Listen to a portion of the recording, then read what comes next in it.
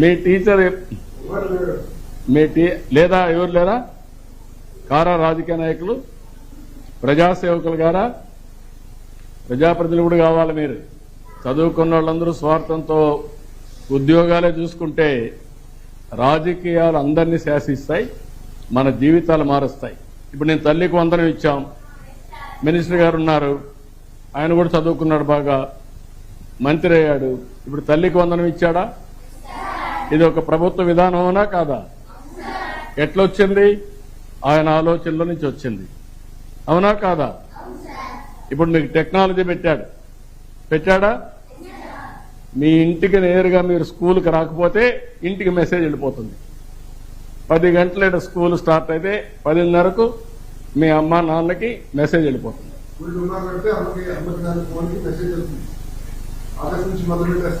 ఇప్పుడు దుమ్మా కొడతారు, ఇప్పుడు దుమ్మా కొట్టడానికి వీలు లేదు, అవునా కాదా?